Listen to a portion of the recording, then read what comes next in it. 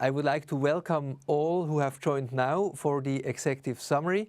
I would suggest that we immediately continue. And with regard to Christopher, what I would suggest is what we are going to do now is Andreas and myself, we will go really as quickly as possible through all the different contributions that have been made so that people who do not understand German or a little bit of French have at least an idea of what has been discussed. And then obviously we are not going to summarize your presentation. This presentation can be viewed on YouTube at a later stage. But if there are then still questions that could be addressed to you and could be discussed with you, and if you have the time to stay online for a little bit longer, then let's do it that way. I hope that is okay. Is that okay with you? I'll be here. Excellent. Okay, very good. So the tradition wants it that we now leave the standing position and sit together here and go through the program once more in English with Andreas Freisang. I'll get it, sorry. To switch the slides. Andreas Freisang, my colleague from the EID unit, also at the Federal Office of Justice. He's the head of strategy, product strategy, if I have it right in my mind. And let's do it. So maybe you start. Let's go directly to this point, or maybe I keep talking a little bit for the moment, and then I hand over to you. So actually, we should start somewhere totally different. Yeah, so I think something happened on Sunday, exactly. Rob. And maybe if we have, so, and first of all, maybe also just to close off the German part, sehr geehrte Damen und Herren, das war das Partizipationsmeeting vom heutigen Tag. Chers collègues, ça c'est le fin de la séance participative.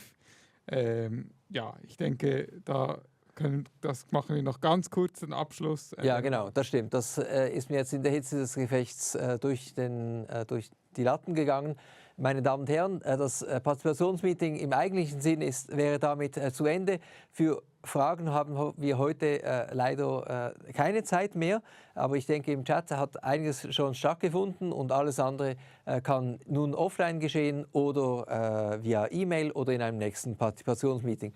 Ich hoffe, es war für Sie interessant und ich hoffe auch, dass wir Sie bald wiedersehen. Mesdames et Messieurs, merci beaucoup pour votre attention. Avec ceci, on termine la séance participative régulière et on avance maintenant pour le executive summary in English.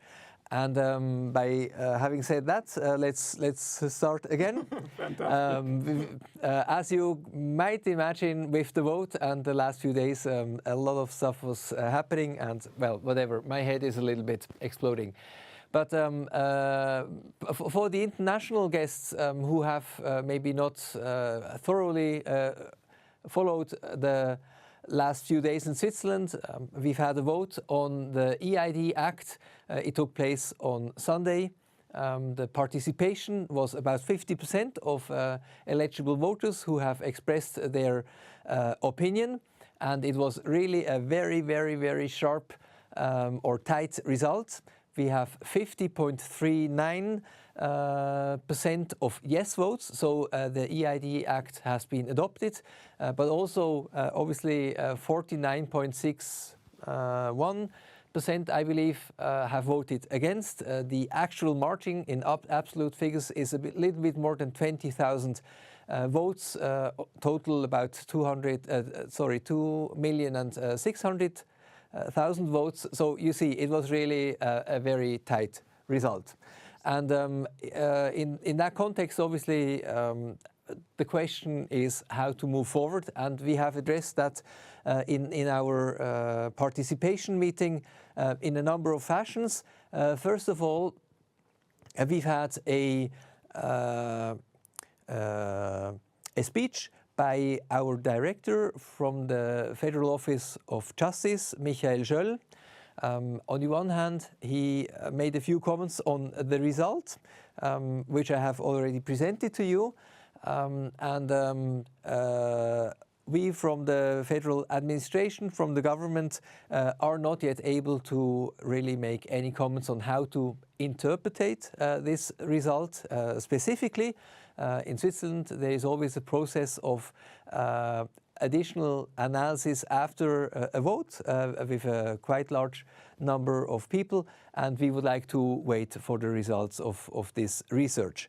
But what is obviously and clear is that the Swiss society, the Swiss citizens are highly divided, polarized on this topic for a number of reasons, and this trust, but also mistrust, or however you want to coin it, has to be taken seriously by the federal government, by us who are building this system. Would you like to add something on that?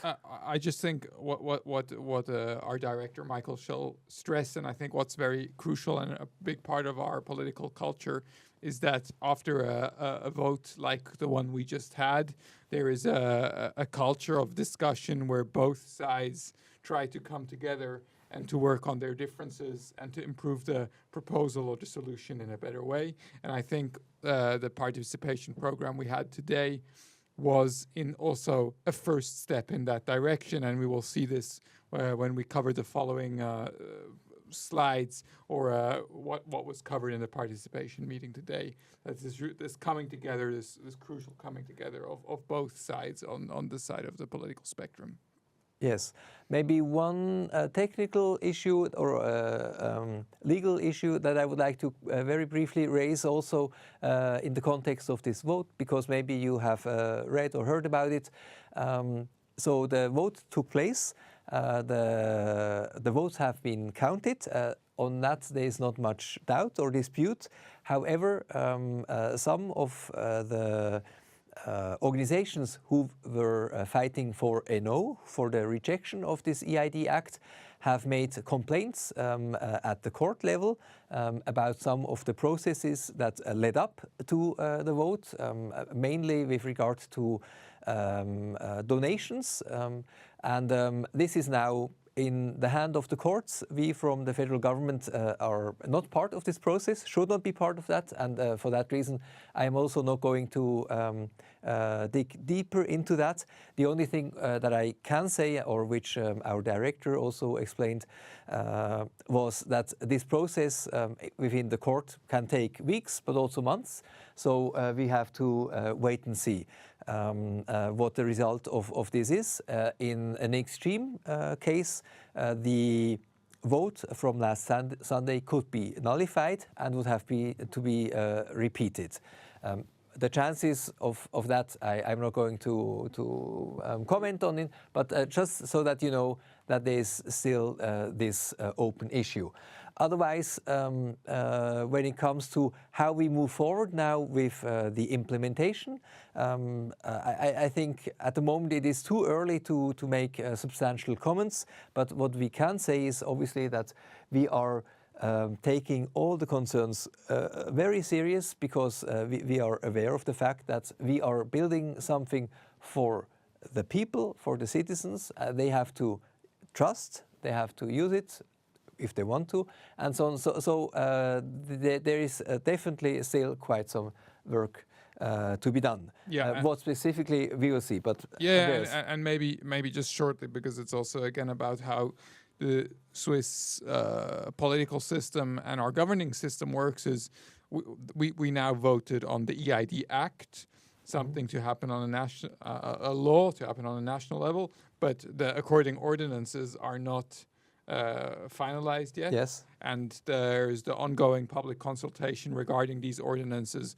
which anybody is open to give their feedback on, and that's also something which we expect to be taken into account in the next few months. Yes. Great. Okay. After the speech of our director, we've had then 4 interventions, 2 from the camp of the no, 2 from the camp of the yes. The rules were you have a maximum 10 minutes to express your desires, to make a statement. We from the government did not comment anything. We just took notice, and there was no discussion afterwards. That will take place at a later stage. At the beginning, we've had Monika Angwert from a new political party. It's called Digital Integrity. She was leading the campaign of the No, and she has made a number of remarks. I am not able to repeat all of them. I would cluster them in two areas. On the one hand, she made a number of suggestions on how to improve or change and adopt the participation process itself, more, so to speak, a audit trail that should be introduced, and some other ideas that we will consider at a later stage. And then, so that was more on the process front, and then with regard to the actual electronic identity and the trust infrastructure, there she made a number of requests or expressed points that she deems that should be implemented, such as absolute voluntary nature of the electronic identity, the limit of the use of the electronic identity to certain areas, and so on. But I think it would be unfair to now summarize or to go into more details, because I don't have the notes in front of me, but it was a valid and interesting and important statement by her. Would you like to add something? Yeah, I just wanted to. I mean, I would have also clustered into those two areas. So I think we're aligned on that. I also think it's. I just want to stress the fact we're not repeating every point, also because it's been a long day and a long few weeks for us. But that we take every input which was made during the participation meeting today seriously and to heart. But it's not our role to now repeat each point which was said in that. Okay, I hope you appreciate that. And in any case, all the statements will be published on YouTube in the next few days, so you could have a look at it. After Monika Angwert, we've had Alexis Roussel from the French part of Switzerland. He was representing the party of the Pirates. He also made a number of comments and topics. I think maybe the topic that remained in my memory now was in particular this right for the offline life, the non-discrimination of people who would like not to use the electronic identity or other electronic devices. And he highlighted a movement that is taking place on a cantonal level in Switzerland, where in a number of cantons the constitutions have been adapted, stating that there is a right for an offline life or something along these lines. And he highlighted also this conflict that on the one hand we have now on the federal level this electronic identity, and then on the cantonal level at least to a certain point maybe opposite movement. Okay. With that, we move on to the two contributions from the Yes camp. Here the sequence is not as we have had it in the participation meeting, but that does not really matter. Actually, we're even missing a slide in the slide set, but. Oh, okay. Oh, that's too bad. So let's go with the flow. Exactly. So before Kire Schönenberger, we've had Jonas Boschart. He was representing a organization who is lobbying and fighting for people who have a disability in views, who are blind, basically. He also is blind, but nevertheless, he made a very interesting and insightful insightful presentation where he actually made a demonstration of our current swiyu wallet app and how it works for him, or actually how it does not work for him. That was, I think, for quite a few a eye-opener. Sorry for this expression in that context. Yeah, and maybe just to add on that, I think he also stressed the fact that the EID will be by law mandated to be provided in an accessible manner, and that it also mandates service providers who use the EID or the digital identity to provide those services in an accessible manner. Yeah. So actually the EID Act has the potential to really open inclusion to certain specific things, services, digital rights or whatnot, to people who today are maybe excluded from these or have to do them in a certain way which is not comfortable for them. Or not possible, and I think that's also, if we speak about the pro position, that was one of the positions during the popular or the political phase in the last few weeks. Yes. So after Jonas Boschardt, we've had Kire Schönberger from the organization Digital Society. And he stressed a number of points. I would highlight his requests for open source, for full open source. He was not the only one talking about this, but that was one of the points he raised in that context. And maybe you want to add something? Yeah, I mean, also he also mentioned accessibility again, but I think what was important there is the sovereignty and the aspect of that we don't have a platform vendor lock-in to big tech platforms, but that civil society, even the pro side, now still will have an eye on the digital identity and what happens now during the service being provided by the government, to ensure that there is not just gatekeepers, but that this service is available to basically also potentially laptops or alternative operating systems, not just solutions from Google or Apple. Mm-hmm. Okay, so that was this part, which was a first attempt to somehow digest the vote from last Sunday. And obviously these discussions have to continue, but to me it was really a demonstration that despite of the quite intense debate that we've had before the vote, that now forces are joining and are trying to find a way how to actually build something which is trustworthy, which is useful, which is secure, because that is definitely also what we are working for.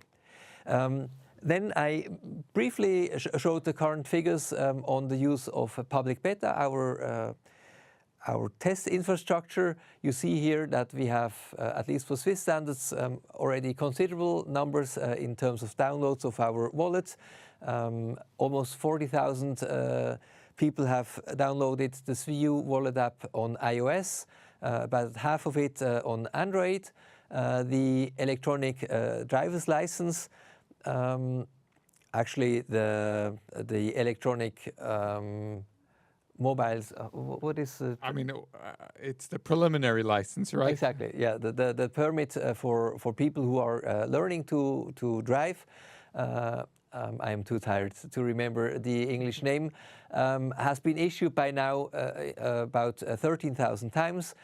People who actually requested it and downloaded this credential is about 8,000 overall. There, I might add, at the moment we are rolling out this credential to all Swiss cantons. At the moment it's about 6 or 7 cantons who have already introduced it, of 26 overall, and we believe that by the end of the year we will issue roughly 100,000 of these credentials.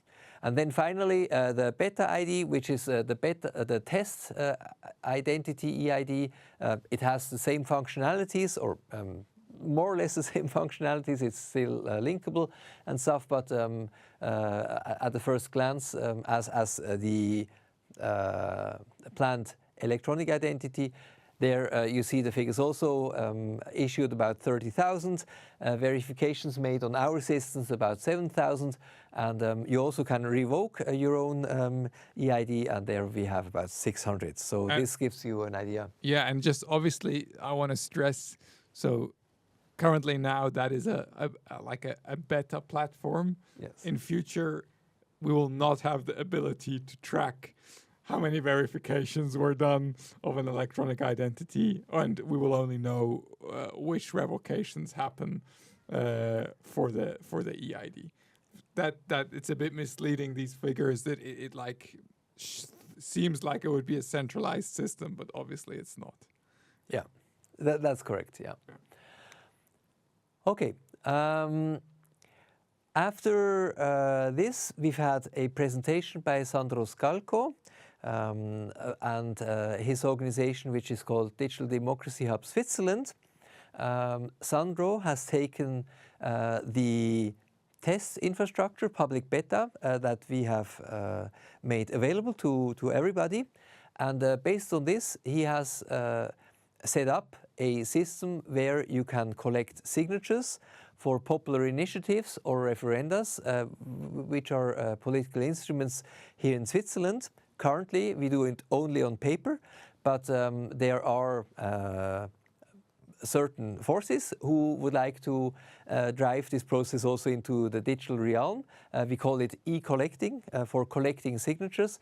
And Sandro has shown his prototype of how to actually do that with our trust infrastructure. If you go to beta-ecollecting.ch, you can try it out for yourselves. You need a beta ID, but anybody in the world can get a beta ID. So even if you are from abroad, you can try that out with our wallet and our beta ID. And in a very simplified manner, it's your digital identity goes in. It registers this as a valid signature for one of these political rights, which you explained. And actually, what's also interesting is you also get a verifiable credential back from the system, which gives you as a holder some sort of receipt of you exercising that democratic right. So it's a nice use case to show what is possible with this infrastructure. Obviously, how this might progress was tackled in the next session. Exactly. The Federal Chancellery of the federal government has just initiated, a little bit also inspired by our participatory process, their own process of participation for e-collecting. They've had a first public session, a video conference such as ours, and they are now planning a e-collecting hackathon, which will take place on the 31st of October and 1st of November. And anybody who is nearby Bern, the capital of Switzerland, is more than welcome to join for these 2 days and work on e-collecting ideas in Switzerland. Yeah, and then after that we had a presentation more from the world of academia, if we can say it like that. We had Sheila Sink, who is a PhD student from the ETH in Zurich, the one of the two big technical universities in Switzerland, who's basically doing research on user protection mechanisms, if I can say it like that, in digital wallets. And she showed nicely in her presentation what are potential pitfalls when it comes to privacy or to oversharing data, both from the verifier side but also from the holder side, and then basically interluded this into her research work, where they're looking at systems which could advise users in a bit of more qualified way if they're oversharing data or whatnot. Exactly, and her basic concept is to nudge users in a direction which is favorable to their needs. I am very much looking forward to her practical findings and maybe also suggestions which we might implement if possible. Absolutely. Yeah, yeah. And with this, we come already to the last but not the least contribution. We've had Christopher Allen, whom I assume the international audience knows very well. His speech was titled with the Swiss EID 5 Anchors to Preserve Digital Autonomy and Democratic Sovereignty. And he promised to stay online. He just finished his presentation about half an hour ago. And we are not going to dare to summarize his presentation. It was made in English anyway, so it doesn't make sense to summarize it. But he is available for questions, for comments. And maybe if you, Christopher, would like to summarize in a few comments or sentences your contribution to kick off, then feel free. Well, thank you. I mean, I think one of my main goals here is that you're leveraging some SSI technologies in the sense that you decided to use DIDs and verifiable credentials. And so, but you are a government identity system. It is a centralized system. The wallet is being, managed and funded by the government. So I really wanted to focus on, given that, what is it that you can do within the context of the permissions that have been the delegation of this responsibility by the Swiss citizens to your government to do this and do it properly. So as an expert, I felt like here's some things that maybe you're not seeing, and try to make them really clear and complete. So in my slides, I also have supplementary slides where I detail, for instance, I talk about, hey, what happened in India, was an interesting experience. It was supposed to be voluntary. It turned out not to be. So made sure that all of those are documented. I think probably the biggest thing, just because of time, that I didn't get to in the talk was, what are you doing right?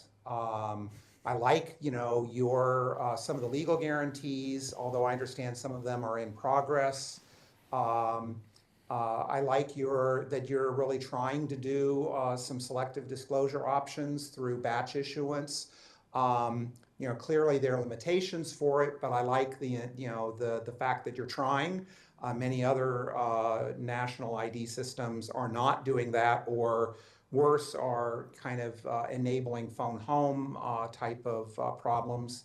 I like that the credentials are stored on the holder's device. I like some of your work in the transparency area, and then of course in general the Swiss model of democratic processes I think is something I very much admire. So I wanted to make sure that I quickly shared the strengths. Thank you so much. And at least I just want to speak for myself, but I did not feel offended at all by any of your comments, which are more critical or whatever. Really, don't worry. I've been talking already a lot today, so I don't know if there are questions or comments in the community, people who are still online. I am not aware how many people are still with us, and if there is somebody who would like to... 50 plus. Okay, yeah, well... we still have about 50. I have to be very honest, the chat today was crazy on fire, so I think getting something from the chat from the past will not be possible, but if somebody has a question now that they want to ask, they can put it in the chat and I can read it out. or they can also Open the microphone. raise their hand and open the microphone. I know we had some issues. I'm not sure if everybody might have been muted, just to ensure that there was no interference during the talks. Oh, I see. I see. But just Okay. Yeah. exactly. I mean, I think we're really the executive summary is where we usually take our sport coats off and the ties get loosened. Today we didn't wear a tie, but this should be the open dialogue, I think. Yeah. So, Christopher, would you Yeah. like to add something? Other than that, what I can say, what I really enjoyed, Christopher, is that you brought at least two anecdotes, which I remember. That was the avalanches and the redwe. So it was nice to see those anecdotes interweaved in your talk. At the moment, we don't have any more concrete questions in the chat. Okay. I think one of the biggest things are that I want to raise here is that more and more of the world is moving toward digital ID systems, and one of my concerns here is that with an answer of no, then it becomes Switzerland doesn't get actually to decide. It'll be decided by market forces outside of Switzerland, and that to me feels more scary than any kind of centralized government system in Switzerland right now. I think that's an important aspect of this, especially in the context of some concerns that I have with where the European digital identity system is going. So there were a couple of questions. Yeah, I saw some came in while I was chatting. I'm afraid we will have to answer most of them. I think, but I mean, one is how likely is it to add all of the points made by Christopher by the deployment or before the deployment? Well, I mean, we have to go through the list, but from what I remember is that to implement all points by Christopher, how valid they might be is unlikely. A law has now been approved. We are bound by this law. There might be some wiggle room. There might be also the idea to amend this law. Obviously, this law can be amended, but we definitely have to be transparent and realistic on that front. We cannot just simply implement now everything differently. Yeah. So I would not say definitely nothing, but everything is not realistic. No, but I think, I mean, there are points Christopher raises and there are potential solutions which he foresees, and that's one thing. Yes. And then the other thing is the general sentiment of the presentation. Yes. And I do think the sentiment is something that we will take to heart, and also something which we might find solutions to which are not in Christopher's presentation. I don't know. I'm thinking loudly here, yes. but it's definitely there's like different layers to that, yes. and maybe just one general comment. I mean, obviously now this vote on Sunday was on this electronic identity, at least legally and technically, but this was let's put it that way, a political statement by Swiss citizens, and it affects in one way or another also other projects by the government, be it digital or other. And in that sense, I believe that certain concerns that Christopher has raised, which go well beyond the electronic identity, but who are touching at the core of Swiss identity or democracy and so on. You have shown that quite nicely. Can be inspiring also for other projects, but that is also something which goes beyond our own project. But that is also one of the reasons. Please.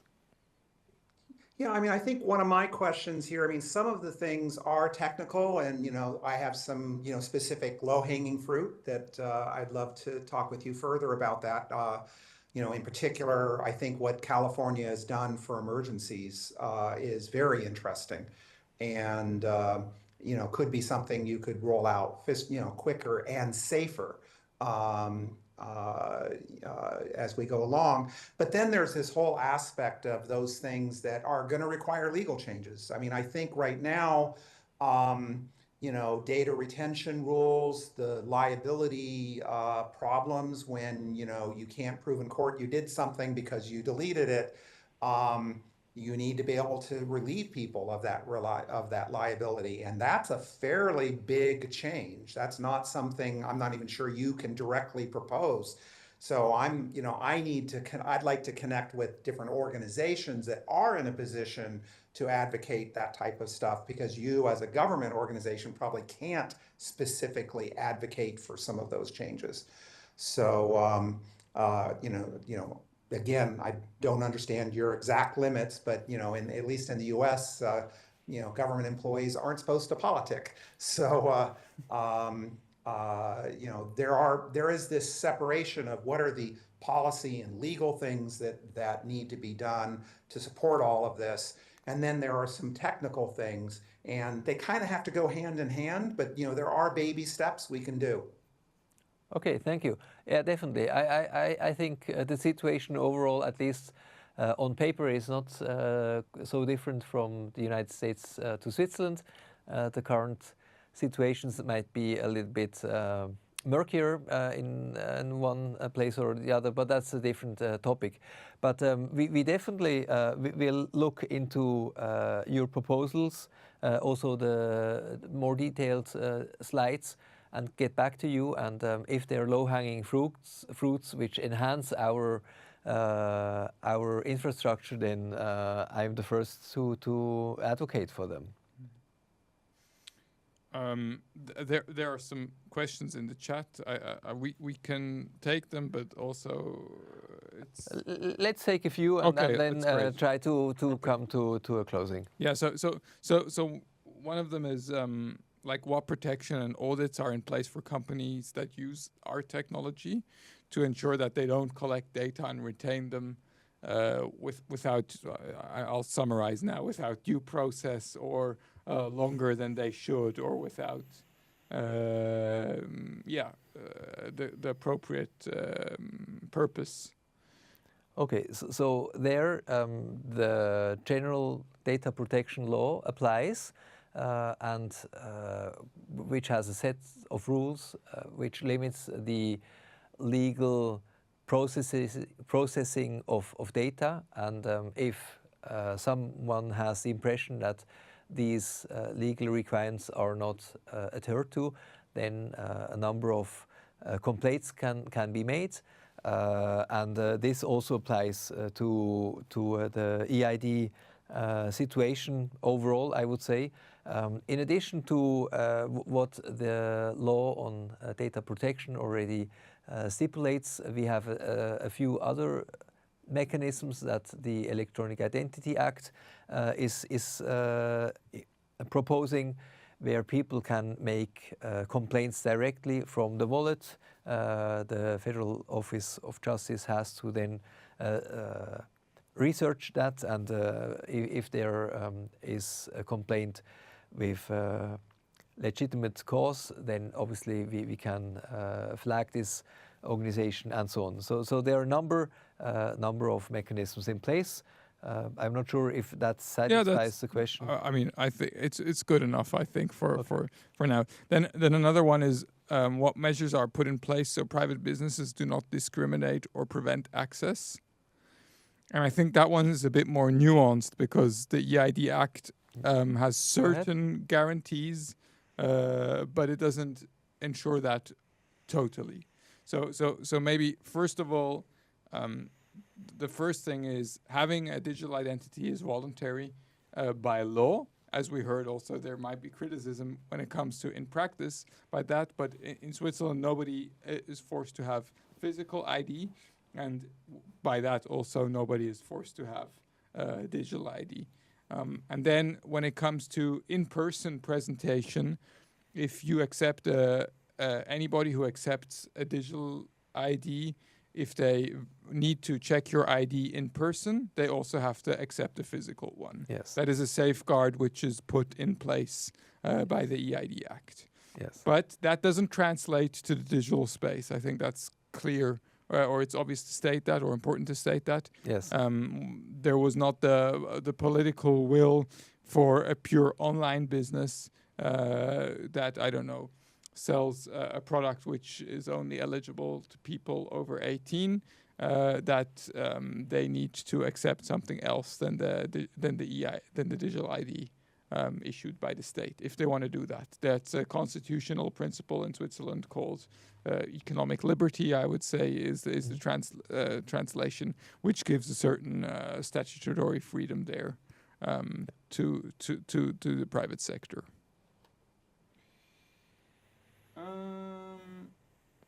Let me just check.